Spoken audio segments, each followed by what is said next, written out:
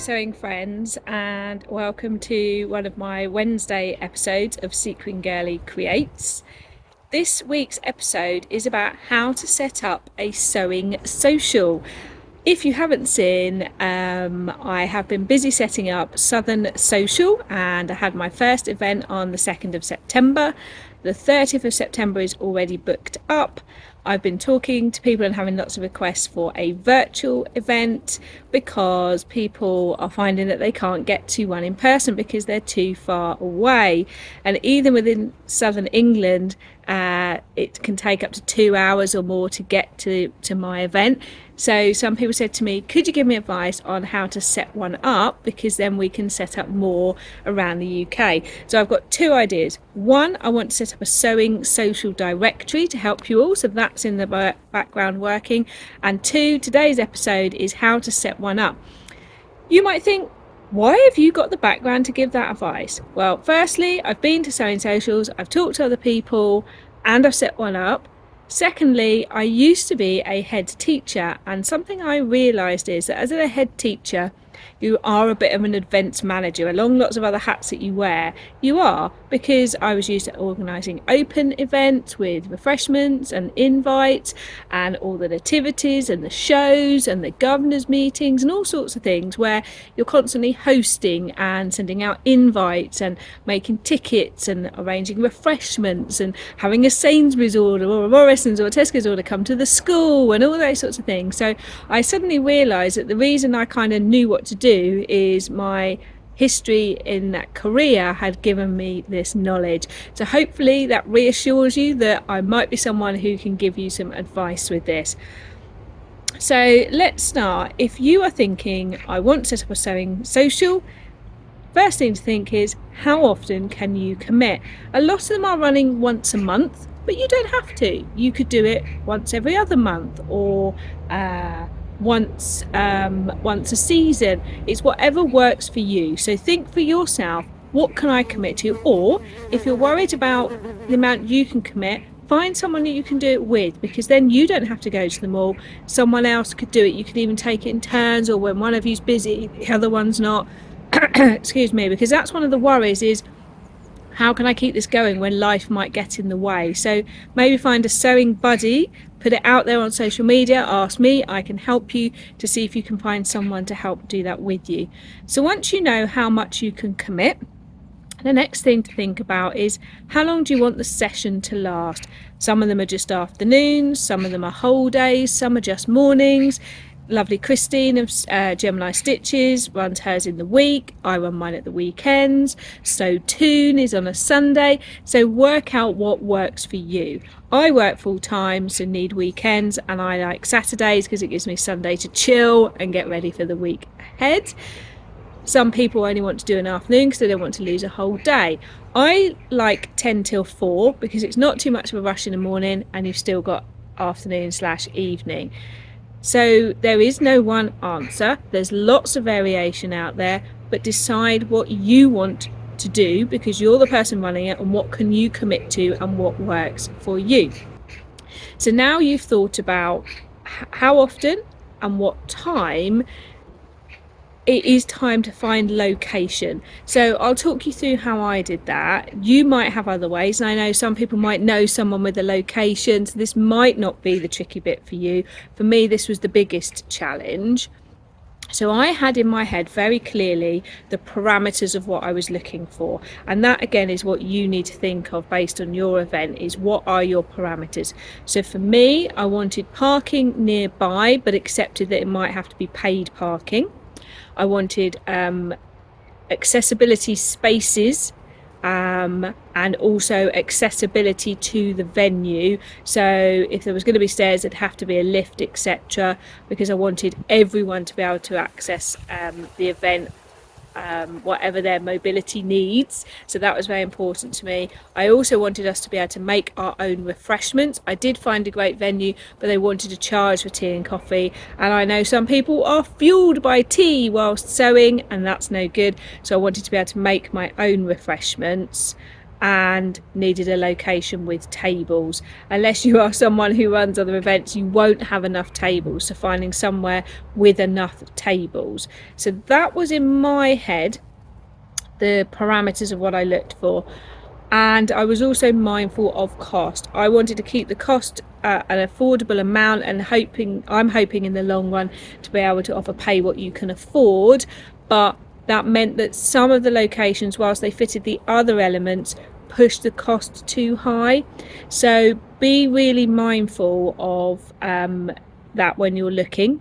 So places to look is I put it out on local Facebook groups to see if anyone knew of anywhere, because there were scout halls and things that I didn't know of. You've got local village halls, you've got churches, you've got schools. A lot of schools will hire out parts of their school for things, and Facebook's great for asking people if you don't know an area. That's how I went about it, and I actually found out about my local community centre. Try your local council or your parish council as well. It is one of those things when asking out in the community makes two things happen. One, helps you to find a location, and two, starts to raise the profile of what might be coming as well, and starts people asking questions. Once you think you've found a venue, these are the things to consider with the venue. So firstly is look at the cost for the amount of time you want to do. So me, 10 till 4, they told me how much that would cost, and I worked out then how many people I would need to attend to cover that cost.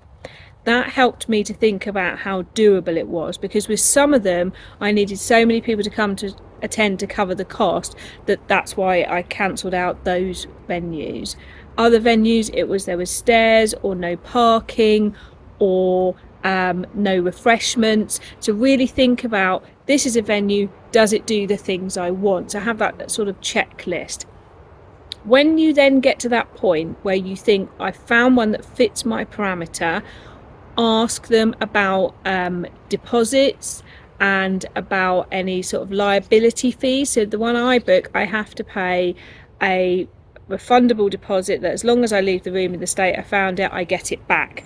But you need to ask those questions. The other hurdle I came across was pat testing, but we resolved that with their caretaker, and he actually does visual inspections of the machines but can do pat testing because he is qualified to do that now. So be aware of that. When you're looking as well, you need to think about plugs. I had a good selection of extension leads and he pat tested those for me, so we were able to run them under the tables. But think about plugs because a sewing event. So now you've got the basics of the venue. I would say at that point I locked down the first 2 dates and asked them if the other 2 dates were available. That way you've got sort of a bit of sort of wiggle room if it's not working. When you think what dates, so let's do dates. You decided on your frequency, but then you need to decide on your date. So are you doing like the first Sunday of the month or the first Saturday of the month, or are you just picking dates? People will want to know future dates, so do look at that and pace that out. Set yourself like a 4 or 6 month window and pace those out.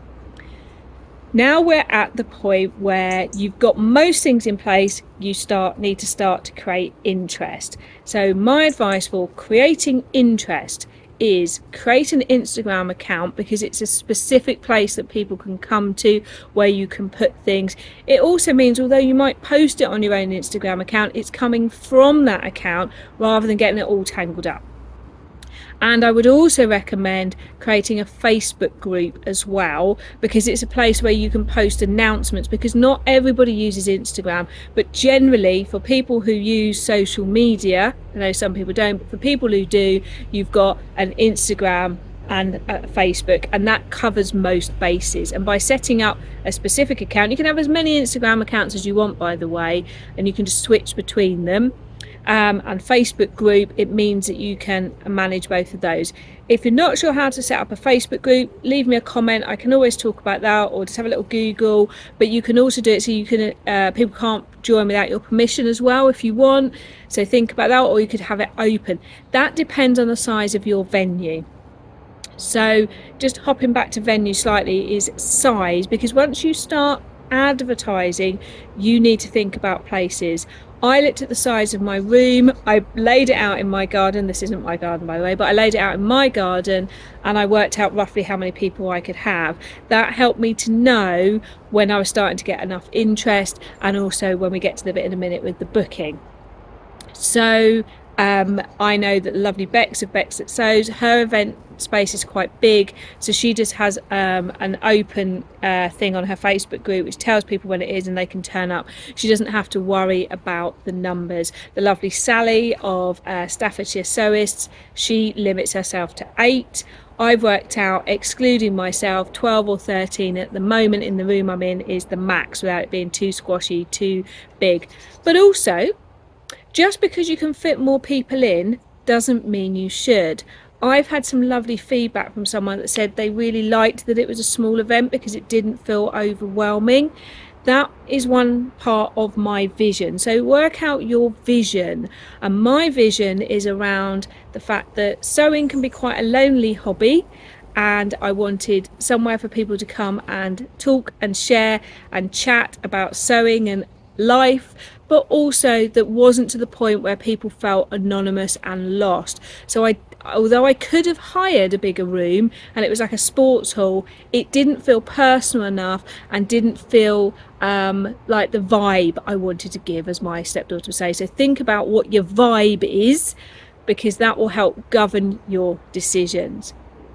So now we've set up our Facebook group and our Instagram account, you need to create like your little sort of image. I love Canva. You can do it however you want. Canva is free unless you start using the pro bits, which you don't need. So create your visual with a name. So I went for Southern Social. It's great to have a name because people know what one you're talking about then. So make your overall visual and think of your colours, and then also make your poster with your dates on and things. It's great to make all that in advance before you start sharing things. And I also set up an email address, a specific one that is southernsocial@gmail.com. So now it's time to start filling your first event. So get it out everywhere, get it on Facebook groups, get it in local community pages, put it on Instagram, share it to your stories, ask people you know to share it for you, ask lovely people like myself and I'll talk about it on YouTube for you, and then start to gather interest. It's up to you. I was still wrestling out the pat testing issue at that point, so I didn't open my booking straight away. The simplest thing I would suggest, if you want to keep life simple, is as soon as you start putting it out there, is start taking the bookings. And I will share in my details below a Google Drive where I'll put them for you. So what I did was an initial email that I sent someone when they wanted to book that said, here's how to book. And it told them everything, like the location, the car park, what a sewing social is, because not everybody knows. And I made it clear that it wasn't a workshop. So I'll share that with you.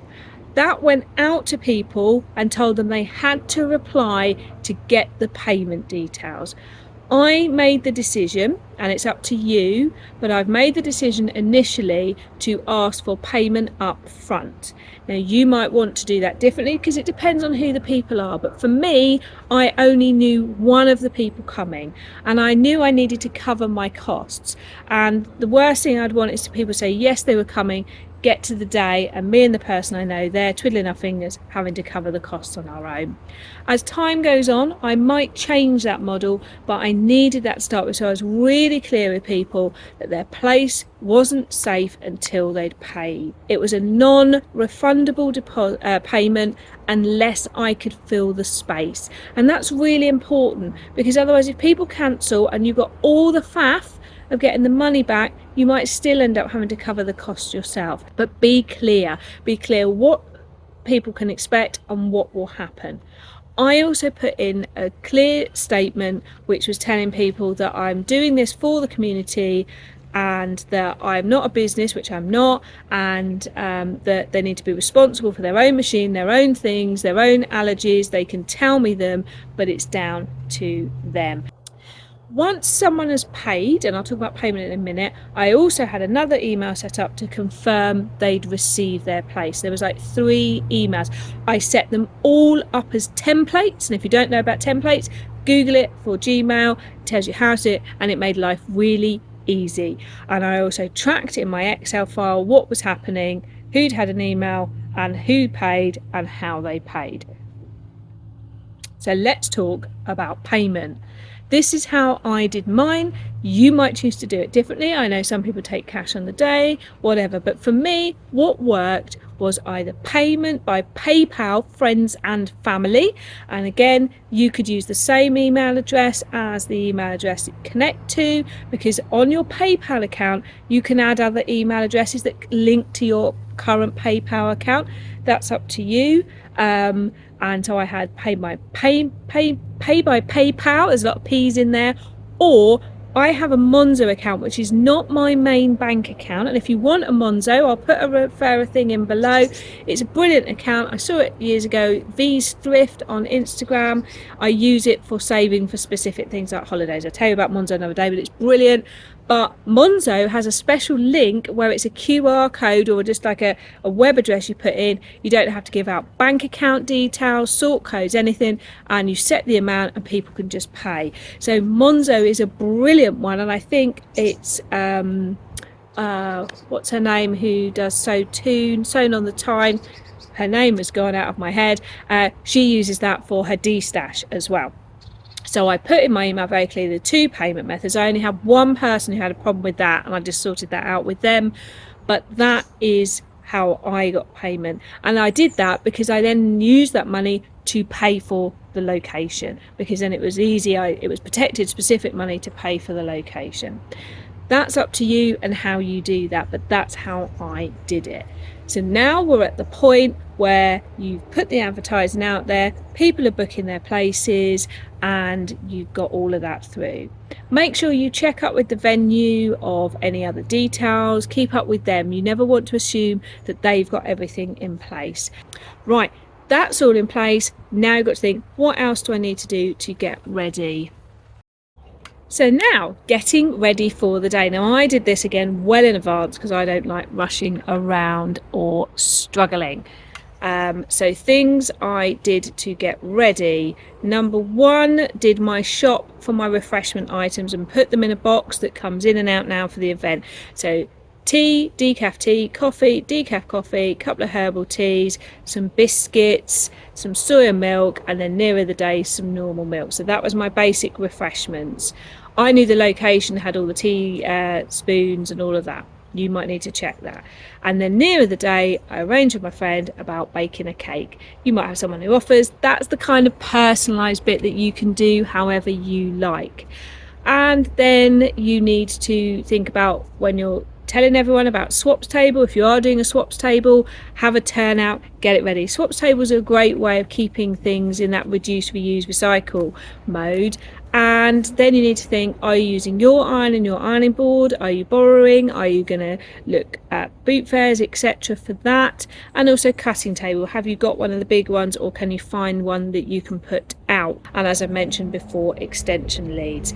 You also will need to decide then, are you doing a raffle? Because what I did was be very clear with people what did the money they paid go towards, and it went towards venue, refreshments and raffle. So I bought a little book of raffle tickets, and I chose, lovely, shopping for fabric for someone else, 3 meters of fabric, and then made a little thing, and there was a raffle price. You need to decide if you want to do that or not, but that's what I did. So it comes to a little time before for me, because I'd set mine over a month in advance. I actually sent a reminder the week before to remind everyone that it was coming. The reason I set mine that far in advance is because I just wanted to give myself time to get it all sorted and not to feel I was rushing. And I also chose to not do mine in August because of the amount of people who were away at that time. And so I did send out a little email the week before just to remind everyone. And so you get to the day. I would say that unless you have an event where they're setting everything up, I arrived about 40 minutes before, roped my other half into coming, helping me unload, and just getting the tables out, setting them out how I wanted. One of the things to think about is if you've got to put extension leads for plugging in all the sewing machines, is having lengths of table, because the sewing machine can then, the extension lead can run underneath so that sewing machines can plug in and people are not tripping on cables. You'll want to put your pressing station and also your cutting area, and you may well want to take a very simple sewing project for your first event, because you might find that you do a lot less sewing than everyone else because you're making sure everyone's okay and welcoming people and latecomers and doing the raffle and all those sorts of things. So I would be prepared to do a lighter project than you would perhaps if someone else was hosting it and you were going. I would say that you will need to sort of hang around any entrance to welcome people in. And I also asked everyone that came if everyone was happy to be in photos and a group photo, because it is nice to take those, and you just need to check that people are okay with that. For people who've not been before, I did talk about the swaps table so everyone knew what the expectation was around it. And then it's just enjoy the time, enjoy being with other people talking about sewing, and have a lovely time. I did a little bit of clearing up when it got to about 3:30, so it wasn't all to do at the end. And also think about what time you want to do the raffle. I did the raffle just around sort of the 3 o'clock-ish. If, like the lovely Sally, you have a particularly delicious set of scones or something, you might want to think when you do that as well. I didn't have a set lunch break, and most of them I think don't. I think some people want to continue to work while they're eating. Some people might want to stop for a break, and that's kind of the nice bit about the day, is not over planning. I would love to hear comments below from anyone who runs one with their own ideas and suggestions, because obviously this is only mine based on research and things like that. I would also say that one of the things you could think about is when you're charging, make sure you charge enough to cover, like if you use your own iron and it stops working and you need to buy a new one, that's important. And also you can always say that any spare money at the end of the event or after 2, you could donate to a charity, or you could buy bonus raffle prizes or whatever you want. So think about your own way that you want to run that. I know SewToon donated some money this time to the Big Sew. And you might also then want to reach out, see if any little sewing or small business wants to have a pop-up if you've got room. So it gives you an opportunity also to support small business as well. We're hoping in the future to have a plant swap table one time as well, and just go from there. And you might find that other people then want to start helping you, and you'll hopefully make wonderful sewing friends, and it just becomes a great thing. I was really clear with everyone from day one what to bring and what was provided, and I think that's really important. And I did record a couple of little reels as well about what to expect and also what they got as well, because it just reduces the amount of questions you get. As I say, I will set up a Google Drive with my documents in that I made like template emails from, and I love a bit of Excel, and I found it the easiest way to track who'd paid. And the one thing I would say is, I tell people, unless you get the email asking you to pay, you haven't got a place, and your place is still not secure until you've paid and I've emailed back to confirm that you've booked. So I didn't let people go on for ages having been asked to pay and not pay. I was pretty swift about that as well. And again, when I was offering out spaces, when a space became available, I did say things like, please let me know by 6 p.m. tomorrow, or I will offer it to someone else. So I do think that would be my biggest tip overall, is just be super clear so everyone knows what you need from them. And like in the Facebook group, I warned everyone to look out for an email, and I also said to everyone in the Facebook group, the email is coming, places are not secure without payment. And I was very clear. Like, someone emailed and said, can I book for me and my friend? And I said, unless you are paying for both, I need separate people's emails and email addresses so I know who's attached to which payment. I hope that's helpful. I hope that it encourages people out there to organise them. You are welcome to hop over to Instagram where you'll find me as Sequin Girly to ask me any questions if you want. If any of you feel like you'd like to come and join my social, do let me know. You can email me at southernsocial@gmail.com. It's at the end of the vlog today. And if you want any more ideas, drop a comment below, or if you've got ideas, I'd love you to share them as well, because I think this is a great and wonderful thing, just spreading the community. And I'm going to start building a directory, maybe another Instagram account coming on, a sewing social directory, sending you lots of sewing inspiration and excitement out to you. I hope you have a great rest of the week. Bye.